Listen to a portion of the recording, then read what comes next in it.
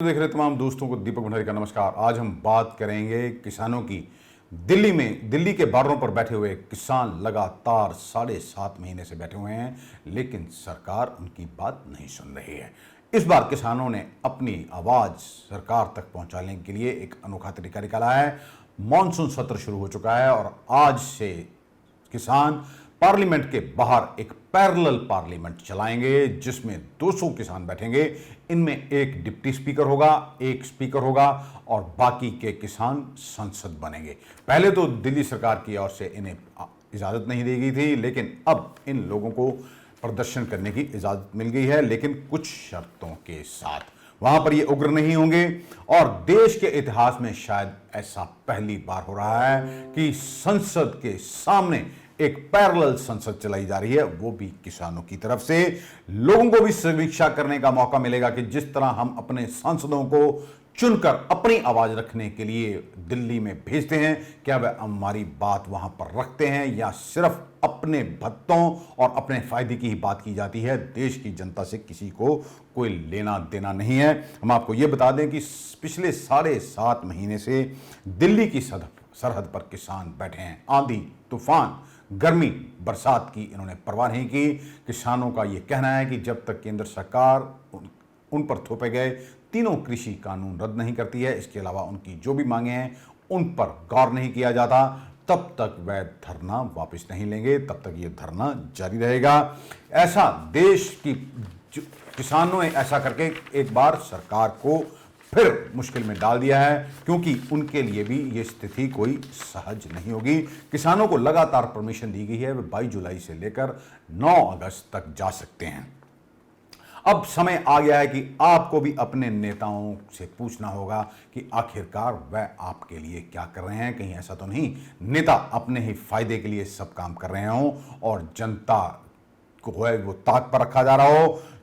यह भी सच है कि आने वाले जो चुनाव हैं पंजाब में, खास तौर पर विधानसभा के, उसमें किसान अहम भूमिका निभाएंगे और दूसरे राज्यों में भी चुनाव हो रहे हैं जो वहां पर भी किसानों ने यह कह दिया है कि वे मोदी सरकार के खिलाफ तो नहीं जाएंगे, लेकिन ये कहेंगे कि कहां कहां मोदी सरकार ने गलतियां की और किस तरह अब पूंजीपतियों को फायदा पहुंचाने के लिए मोदी सरकार की ओर से तीनों कृषि कानून लाए गए हैं। किसानों ने यह कह दिया था कि यदि उन्हें रोका गया तो वह गिरफ्तारियां दे देंगे, लेकिन अब जो है केंद्र सरकार की ओर से उन्हें जाने की इजाजत दे दी गई है।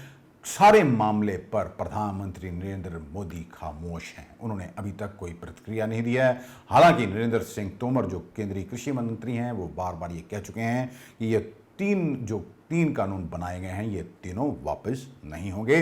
इसी बीच नरेंद्र सिंह तोमर का एक नया बयान आया है कि देश में करीब 42 लाख किसानों ने जो है वो केंद्र सरकार की ओर से किसानों को दी जाने वाली योजना का फायदा लिया है।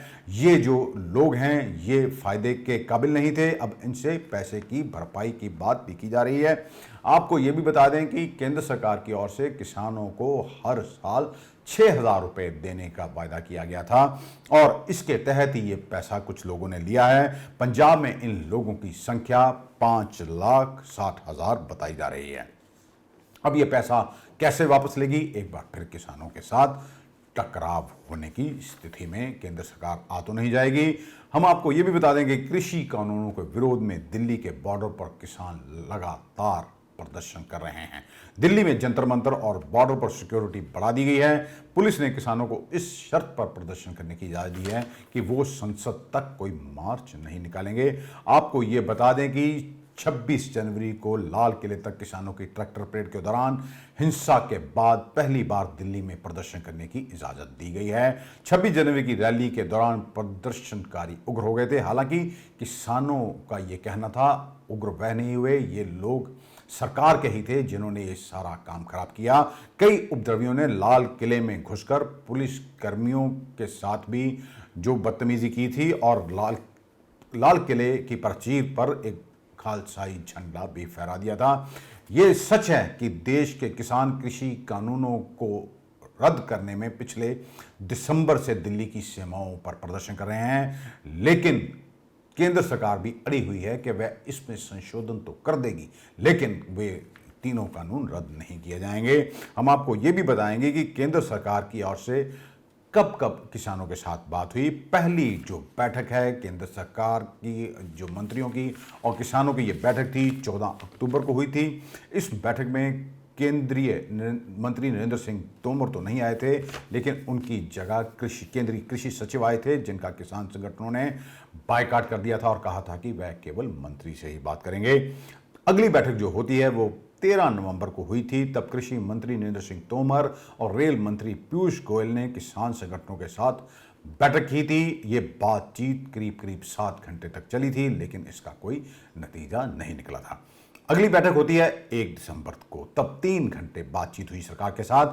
सरकार ने एक एक्सपर्ट कमेटी बना दी जो इन कानूनों पर सुझाव देगी, लेकिन किसान संगठन तीनों कानूनों को रद्द करने की मांग पर अड़े रहे। अगली बैठक हुई, चौथी बैठक, ये करीब करीब 7.5 घंटे तक चली। सरकार ने वायदा किया कि एमएसपी से छेड़छाड़ नहीं होगी। किसानों का तभी कहना था कि सरकार तीनों कृषि कानून भी रद्द करे, और ये बैठक भी विफल हो गई। 5वीं जब बैठक हुई तो सरकार ने एमएसपी पर लिखित गारंटी देने को तैयार हो गई सरकार, लेकिन किसानों ने साफ कहा कि क्या सरकार किसानों के लिए जो तीनों कृषि कानून लाए गए हैं उन्हें रद्द करती है या नहीं। केवल हाँ या ना में ही किसानों ने सरकार से जवाब मांगा था। छठी बैठक होती है जब केंद्रीय गृह मंत्री अमित शाह के साथ अगले ही दिन सरकार ने 22 पेज का प्रस्ताव दिया, लेकिन किसान इसे ठुकरा देते हैं। फिर 7वीं बैठक होती है, नरेंद्र सिंह तोमर और पीयूष गोयल इसमें शामिल होते हैं। तो 40 किसान जो हैं प्रतिनिधि किसानों के, वो इसमें शामिल होते हैं, लेकिन मतभेद कायम रहते हैं। फिर किसानों की बात वहीं की वहीं रह जाती है कि वह अड़ जाते हैं कि तीनों कृषि कानून रद्द कर दिए जाएं। फिर उससे जो 8वीं बैठक होती है वो 4 घंटे बैठक चलती है। इसमें भी किसान कानून रद्द करवाने की मांग पर अड़े रहते हैं, लेकिन कृषि मंत्री बैठक खत्म होने के बाद ये कहते हैं कि ताली दोनों हाथों से बजती है। इसका मतलब था कि केंद्र सरकार तमाम संशोधन करने को तैयार है, इसलिए किसानों को अपनी हट छोड़ देनी चाहिए। फिर बैठक हुई, अगली 9वीं बैठक होती है 8 जनवरी को। तब बैठक बेनतीजा रही। किसानों ने बैठक में तलख रुख अपनाया और किसान नेताओं ने पोस्टर लगाए जिस पर गुरमुखी भाषा में लिखा हुआ था, मरेंगे या जीतेंगे, यानी कि उनका साफ संदेश था सरकार को कि तीनों कृषि कानून रद्द करवाए बिना वो नहीं मानेंगे। फिर होती है 10वीं बैठक जो कि 4 घंटे तक चलती है। किसान कानून की वापसी पर अड़े रहते हैं। कृषि मंत्री के जो केंद्रीय कृषि मंत्री हैं नरेंद्र सिंह तोमर, वो कहते हैं आपको भी सरकार की कुछ बातें माननी चाहिए। सरकार जब आपकी सब बातें मानने को तैयार है, फिर आपको बात मानने में क्या हर्ज है। उनका मतलब यही था कि सरकार जो संशोधन कर रही है, इन संशोधनों के लिए किसान मान जाएं, लेकिन किसान माने नहीं। 11वीं बैठक होती है। केंद्र सरकार ने किसानों के सामने प्रस्ताव रखा था कि ये कानून 1.5 साल तक स्थगित कर दिए जाते हैं। इसके अलावा एमएसपी पर जो कमेटी बातचीत के लिए कमेटी बनाने को भी सरकार तैयार हो गई थी, लेकिन किसान फिर भी अड़े रहे। तब से प्रदर्शन जारी है। फिर अगली बैठक होती है 22 जनवरी को। तब ये कुछ घंटे बैठक चलती है और किसानों ने फिर भी ये कहा नए कानूनों में जो हैं हमें ये मान्य नहीं होंगे। अगर सरकार ये तीनों कानून रद्द नहीं करती है तो फिर चर्चा का कोई औचित्य ही नहीं रह जाता। इसके बाद से किसानों और केंद्र सरकार में कोई बातचीत नहीं हुई है। हालांकि प्रधानमंत्री नरेंद्र मोदी ने तब कहा था वह किसानों से एक फ़ोन कॉल दूर हैं, लेकिन उन्होंने किसानों से आज तक कोई बात नहीं की है। अब मामला साफ है, किसान अपनी जगह अड़े हुए हैं और जो केंद्र सरकार वो अपनी जगह अड़ी हुई है। हम सबसे अहम जो सवाल जनता के जहन में कौन रहा है वो ये है कि केंद्र सरकार बार बार ये कह रही है ये तीनों कृषि कानून किसानों के फायदे के लिए हैं, इससे किसानों की आय दोगुनी हो जाएगी। लेकिन यदि किसान नहीं चाहते हैं ये कानून उन पर लागू हों तो फिर केंद्र सरकार इन्हें लागू करने पर क्यों तुली हुई है। कहीं ऐसा तो नहीं किसानों का जो संशय है वह सच है।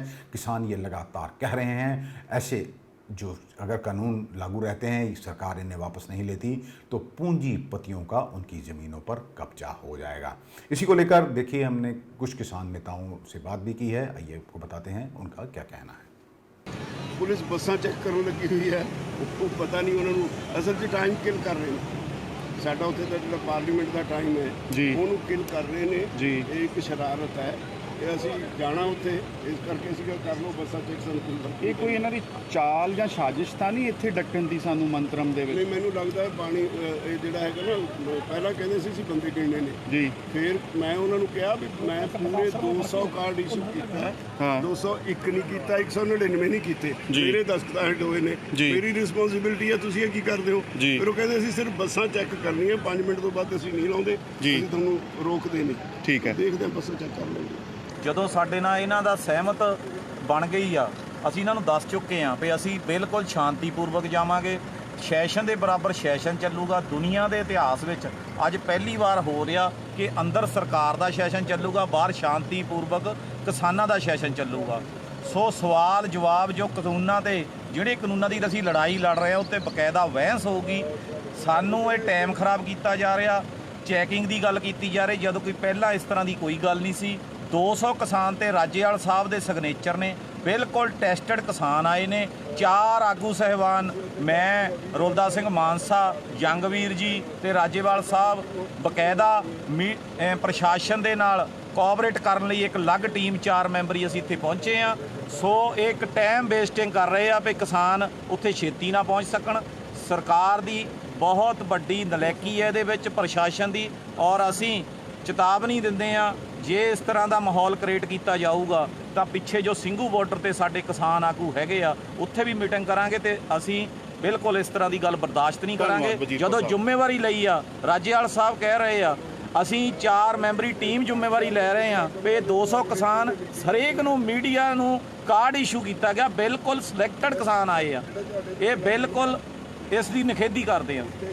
अगला प्रोग्राम इसके बाद यूपी का मिशन है, यूपी में जाएंगे। यूपी बहुत बड़ी स्टेट है, बीजेपी का हार्टलैंड है। अटल बिहारी वाजपेयी जी कहा करते थे कि जो दिल्ली का रास्ता वो लखनऊ से गुजरता है। आप बताएंगे उनको, पहले बताया है पंचायत चुनाव में, हम वेस्ट बंगाल में गए और वेस्ट बंगाल में जाके संयुक्त मोर्चा गया तो वहाँ पे बताया बीजेपी को, दे वर डिफीटेड। तो इसलिए यूपी में ही बताएंगे। यूपी मिशन हमारा है, 5 नंबर से शुरू हो रहा है। अगर बीजेपी या सरकार अभी भी किसानों की मांगे नहीं मानती, गलबात नहीं करती, कानून रद्द नहीं करती, तो बहुत बड़ा प्रोग्राम यूपी के अंदर दूसरे प्रांतों में चलेगा, जिसको बीजेपी को देश में से टोटल आइसोलेट कर देंगे और 2024 में इसकी कीमत बीजेपी को उतारनी पड़ेगी। हम तो गलबात के लिए मना नहीं किया।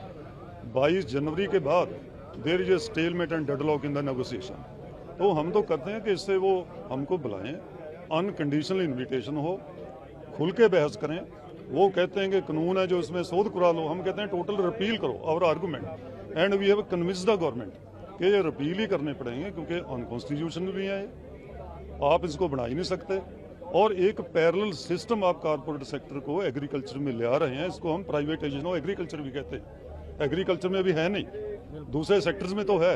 अगर आप इतने बड़े सेक्टर को प्राइवेट कर दोगे, कुछ लोगों के हाथ में दे दोगे, ये 90% लोग जो 2-2, 5-5 एकड़ है कहाँ जाएंगे? अनएम्प्लॉयमेंट तो पहले है, रोजगार पहले नहीं, रोजगार खुस गया है, तो इनको एम्प्लॉयमेंट कौन देगा? इसलिए इन चीज़ों पर हमारा विरोध है उनसे। तो हम कहते हैं कि रिपील ही करना पड़ेगा इसको। रिपील करे बगैर कोई और अल्टरनेटिव है नहीं। आप पैरेलल सिस्टम मत क्रिएट करो। जब हमको बुलाएंगे, इन्विटेशन देंगे, टाइम एंड प्लेस देंगे, we are ready to talk, we are ready to discuss, we will go there.